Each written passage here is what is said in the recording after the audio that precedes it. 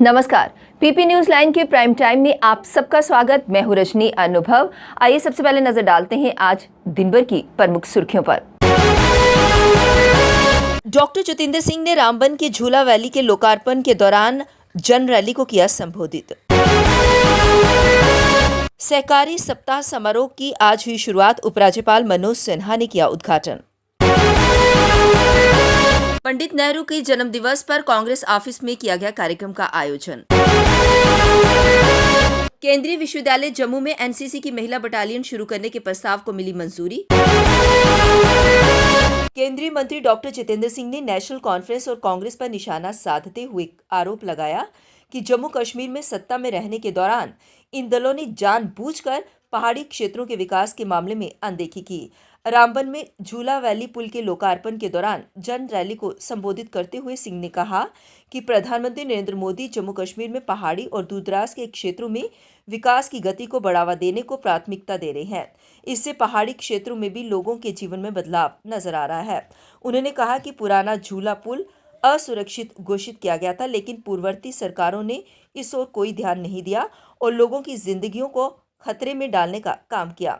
उन्होंने कहा कि नरेंद्र मोदी की सरकार ने लोगों की जिंदगी को सुरक्षित बनाते हुए नया झूला पुल का निर्माण करवाया है। मैत्रा पुल का निर्माण कार्य भी डबल शिफ्ट में चल रहा है। इस पुल के बनने से जम्मू और श्रीनगर की दूरी सड़क मार्ग से कम होकर करीब 4 घंटे की रह जाएगी।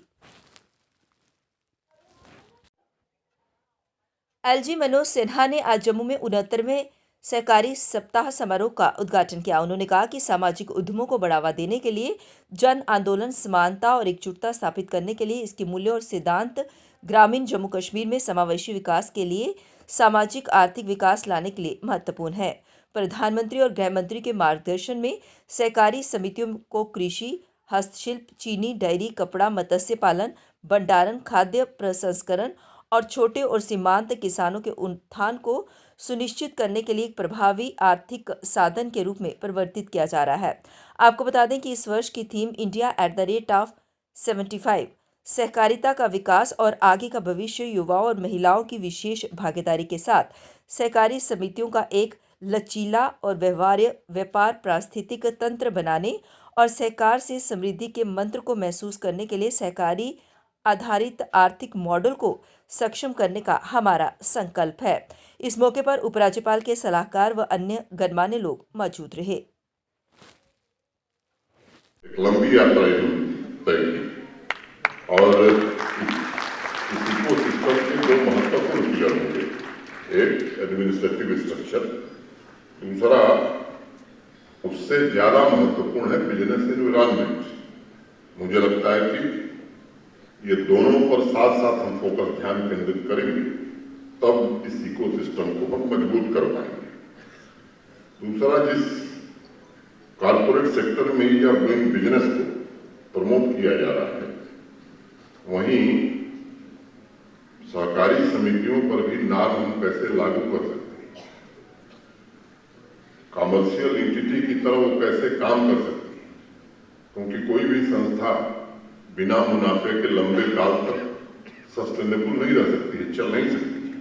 और तीसरी बात, सहकारी समितियों के हर एक स्तर पर मैनेजरियल और लीडरशिप रोल में महिलाओं की भागीदारी बढ़ाना और समाज के वे तक जो किन्हीं कारणों से पीछे रहे, चाहे वो अनुसूचित जाति के लोग हों, अनुसूचित जनजाति के लोग हैं या पिछड़े वर्ग के लोग, इनकी भी आबादी के अनुपात में भागीदारी सुनिश्चित करना। मैं समझता हूं कि हमें साथ साथ जो बात इक्विटी की डुल्लू साहब ने कही, एग्रीकल्चर में जो प्रिंसिपल अख्तियार किया गया है, मुझे लगता है कि इसमें भी हमें इस सिद्धांत पर निश्चित रूप से काम करना चाहिए। आबादी अगर महिलाओं की 50% है तो हमें कोशिश करनी चाहिए कि उनकी भागीदारी इसमें भी 50% हो। शेड्यूल कास्ट और शेड्यूल ट्राइब की आबादी हमारे यहाँ जितनी है, उन समूहों की भी भागीदारी निश्चित रूप से कोऑपरेटिव की सोसाइटीज में होनी चाहिए। ऐसे पिछड़े वर्ग के जो लोग हमारे हैं, उनका भी उचित प्रतिनिधित्व हो, तभी हम समावेशी विकास की ओर आगे बढ़ सकते हैं। और मुझे लगता है कि खेती के लिए लोन लेकर एक्सपोर्टेशन तक सहकारी समितियों को आर्थिक व्यवस्था की मुख्य धारा से जोड़ना ये बड़ा आवश्यक है। मित्रों, मैं समझता हूँ कि दशकों के गैप और उपेक्षा की वजह से सहकारी समितियों में कहीं न कहीं आपस में सहकार में भी कमी आई है। इसलिए strengthening cooperation among cooperative societies भी हमारा लक्ष्य होना चाहिए, ताकि financial services, input supply, procurement, packaging, services, processing, marketing, insurance, technical services. आज पंडित नेहरू जी का जन्म दिवस है, जिसे बाल दिवस के रूप में भी मनाया जाता है। इस मौके पर कांग्रेस ऑफिस में कार्यक्रम का आयोजन किया गया और पंडित नेहरू जी के दिखाए मार्ग पर चलने की अपील की गई। इस देश को डेवलपमेंट की दिशा दी, डेवलपमेंट कैसे करते हैं उन्होंने बताया। एम्स का कंसेप्ट उनका था, आईआईएम का कंसेप्ट उनका था, आईआईटी का कंसेप्ट उनका था। यूनिवर्सिटीज़ की बुनियादें जो है उनके टाइम में पड़ी। डैम्स जो है, जैसे भाखड़ा नंगल डैम है, उनके टाइम में शुरू हुआ। और हमारे वहाँ जवाहर टनल उनके टाइम में बना। इसी तरीके से न्यू इंडिया का कंसेप्ट जो है वो नेहरू जी का था, और नेहरू जी ही न्यू इंडिया की बुनियाद है। और हिंदुस्तान की आज़ादी में उनका एक बहुत अहम रोल रहा। वो जेल भी गए और उनने बहुत शाना बशाना गांधी जी के साथ मिलके इस मुल्क को आज़ाद कराने में उनका एक अहम रोल रहा। तो आज के इस मौके पे हम उनको श्रद्धांजलि पेश करते हैं। और दूसरा, आज चिल्ड्रंस डे है, जो नेहरू जी के नाम पे ही, उनके दिन पे ही रखा गया है, क्योंकि नेहरू जी जो है बच्चों से बहुत प्यार करते थे और बच्चों के लिए वो बहुत कुछ करते थे। और मेरा भी ज़ाती ये तजुर्बा है, हमको भी बच्चों से बहुत ज़्यादा प्यार है। इसलिए आज मैं बच्चों को भी चिल्ड्रंस डे पे बहुत बहुत मुबारकबाद पेश करता हूँ। केंद्रीय विश्वविद्यालय जम्मू में एनसीसी की महिला बटालियन शुरू करने के प्रस्ताव को मंजूरी मिल चुकी है। अब पढ़ाई के साथ छात्राएं देश सेवा और राष्ट्र निर्माण में भी भागीदार बनेंगी। नई शिक्षा नीति के तहत प्रशासन ने गर्ल्स बटालियन शुरू करने का कदम उठाया, ताकि उनका सर्वांगीण विकास हो सके। केंद्रीय विश्वविद्यालय के 22 विभागों की इच्छुक छात्राओं से बटालियन में शामिल होने के लिए ऑनलाइन माध्यम से आवेदन मांगे गए हैं। इसके बाद 17 छात्राओं को क्षमता और योग्यता के अनुसार चयनित किया जाएगा। सूत्रों का कहना है कि अगले सप्ताह सैन्य कार्यालय से विवि को एक पत्र प्राप्त होगा, जिसके बाद आवेदन की तिथियां निर्धारित की जाएंगी। चयनित कैडेट्स संबंधित नियमों के बारे में जागरूक किया जाएगा। जम्मू संभाग के जिला डोडा में सोमवार सुबह एक दर्दनाक हादसा पेश आया। जिला डोडा के असर क्षेत्र में बोलेरो गाड़ी सड़क से लुढ़ककर गहरी खाई में जा गिरी। इससे वाहन में सवार 3 लोगों की मौत हो गई, जबकि एक घायल हुआ। घायल को इलाज के लिए नजदीकी अस्पताल ले जाया गया। जानकारी के अनुसार R&B विभाग की बोलेरो गाड़ी बड़ से डोडा की ओर जा रही थी। इस दौरान असर क्षेत्र में त्रंगुल पुल के पास वाहन अनियंत्रित होकर करीब 300 फीट नीचे खाई में जा गिरा। वाहन में 4 लोग सवार थे, जिनमें से 3 की मौके पर ही मौत हो गई, जबकि एक घायल को अस्पताल पहुंचाया गया। हादसे में पुंछ के रहने वाले XCN PWD Mohammad Rafiq, R&B विभाग के AE DBR हाफिज की मौके पर ही मौत हो गई। वहीं SE PWD डोडा सुरेश कुमार घायल हुए, जिनका इलाज अस्पताल में जारी है। जम्मू कश्मीर में मौसम का मिजाज एक बार फिर बदल गया। देर रात के बाद से प्रदेश के ज्यादातर इलाकों में रिमझिम वर्षा शुरू हो गई। वहीं ऊंचे पहाड़ों पर हिमपात भी हुआ। अभी भी आसमान पर घने बादल छाए हुए हैं। धूप निकलने की कोई उम्मीद अभी नहीं दिख रही। रुक रुक कर बारिश हो रही है। हिमपात के कारण मुगल रोड को यातायात के लिए बंद कर दिया गया है। ऐसे हालात बनने तो जम्मू कश्मीर हाईवे पर यातायात बाधित होना तय है। पूर्वानुमान के मुताबिक पूरे जम्मू कश्मीर में मौसम ने फिर करवट ली। जम्मू और कश्मीर दोनों संभाग के ज्यादातर इलाकों में आधी रात के बाद से बारिश हो रही है। कहीं झमाझम वर्षा हुई तो कहीं रुक रुक कर रिमझिम फुहार। ये क्रम लगातार अभी तक जारी है। वहीं कश्मीर के ऊपरी इलाके जैसे गुलमर्ग, पहलगाम आदि क्षेत्रों में खासी बर्फबारी हुई है।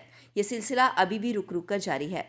अभी तक प्राप्त जानकारी के मुताबिक मौसम के बदले रुख से जम्मू श्रीनगर हाईवे पर यातायात तो बाधित नहीं हुआ, लेकिन ऐसे ही हाल बना रहा तो कुछ घंटों तक और अगर ऐसे हालात रहे तो हाईवे पर कई जगहों पर भूस्खलन हो सकता है। इसलिए घाटी की तरफ जाने वाले और घाटी से जम्मू की तरफ निकलने से पहले एक बार हाईवे का हाल जरूर जान लें।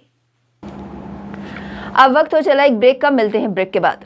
मजबूती की पहचान ACC cement, messrs Bishandas Jaswal and sons, authorised stockist, ACC cement, 45 transport Nagar, Jammu. रंगीन खबरों की परत दर परत खोलता है तबसरा, बयां करता है खबर के पीछे की कहानी। तीर पंचाल से सब कुछ दिखता है।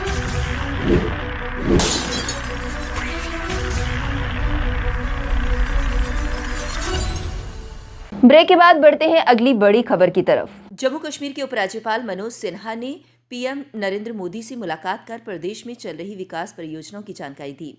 इसके अलावा किसानों की आय और कृषि निर्यात को बढ़ावा देने के लिए किए गए सुधारों के बारे में विस्तार से बताया।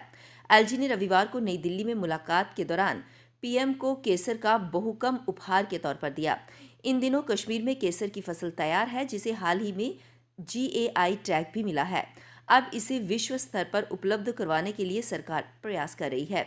वहीं दिल्ली दौरे के दौरान जम्मू कश्मीर के उपराज्यपाल मनोज सिन्हा ने केंद्रीय रक्षा मंत्री राजनाथ सिंह से भी मुलाकात की। मुलाकात के दौरान उन्होंने प्रदेश के रक्षा हालातों के बारे में चर्चा की। लोगों की लगातार बदल रही जीवन शैली, बेरोजगारी, तनाव सहित कई ऐसे कारण हैं जिनसे जम्मू कश्मीर में मधुमेह का रोग लगातार बढ़ता जा रहा है। डॉक्टरों की माने तो इस समय अस्पतालों में इलाज के लिए आने वाले हर 8वें से 9वां व्यक्ति मधुमेह से पीड़ित है, लेकिन इनकी संख्या इससे भी अधिक है। बहुत से मधुमेह के मरीज जागरूकता के अभाव में अस्पतालों में इलाज के लिए पहुंच ही नहीं पाते हैं। महिलाओं में पुरुषों की अपेक्षा मधुमेह की समस्या थोड़ी अधिक है। नेशनल फैमिली हेल्थ सर्वे 5 के अनुसार जम्मू कश्मीर में 8.7% महिलाएं और 8% पुरुष मधुमेह से पीड़ित हैं। इनमें ब्लड शुगर स्तर अधिक है। महिलाओं में 9.2% शहरी और 8.6% ग्रामीण क्षेत्रों की महिलाओं का ब्लड शुगर स्तर अधिक है।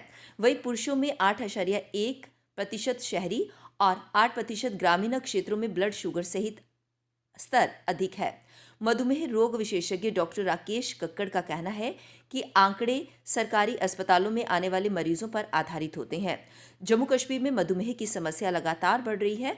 उनका कहना है कि मधुमेह की समस्या 15 से 20% जनसंख्या में हो सकती है। जिड़ी मेले में श्रद्धालुओं का आना लगातार जारी है। रात में भी यहाँ काफी रौनक देखने को मिल रही है। मेले को विशेष लाइट से सजाया गया है, जिसका नज़ारा देखते ही बन रहा है। बच्चों के लिए भी मेले में विशेष बंदोबस्त किए गए हैं, जिसे देख बच्चे काफ़ी उत्साहित हैं। वहीं प्रशासन द्वारा भी हर ज़रूरी सुविधा प्रदान की जा रही है ताकि श्रद्धालुओं को कोई परेशानी ना झेलनी पड़े। Department of students welfare university of Jammu ने डिस्प्ले योर टैलेंट का आयोजन किया, जिसका उद्घाटन वाइस चांसलर उमेश राय ने किया। आज भी ये कार्यक्रम जारी रहा। इस मौके पर काफ़ी संख्या में गणमान्य लोग मौजूद थे। इसमें भाग लेने काफ़ी संख्या में युवा पहुंच रहे हैं जो अपनी कला का प्रदर्शन कर रहे हैं। आज कलाकारों ने इस दौरान कई सांस्कृतिक कार्यक्रम प्रस्तुत किए, जिसकी दर्शकों ने खूब सराहना की। पीपी न्यूज लाइन के प्राइम टाइम के आज के इस अंक में बस इतना ही। मुझे और मेरी पूरी टीम को दीजिए इजाजत और आप देखते रहिए पीपी न्यूज लाइन। नमस्कार। जम्मू में आई टेस्टिंग की साइंटिफिक और मॉडर्न टेक्नोलॉजी के लिए हमेशा याद रखें जेम ऑप्टिशियंस, जहां पर रखा जाता है आपकी हर जरूरत का ख्याल। Gem opticians with the facility of eye exercise, A scan, biometry, pachymetry और ऑटोमेटेड फील्ड एनालाइजर। और हाँ, हमारे यहाँ बढ़िया क्वालिटी के ब्रांडेड स्पेक्टिकल्स, सनग्लासेस और कॉन्टेक्ट लेंसेज मिलते हैं। आपका भरोसेमंद एक ही नाम, Gem opticians, Gandhinagar. Gem opticians, Nai Basti. Gem opticians, Amphalla. Gem opticians, Trikuta नगर।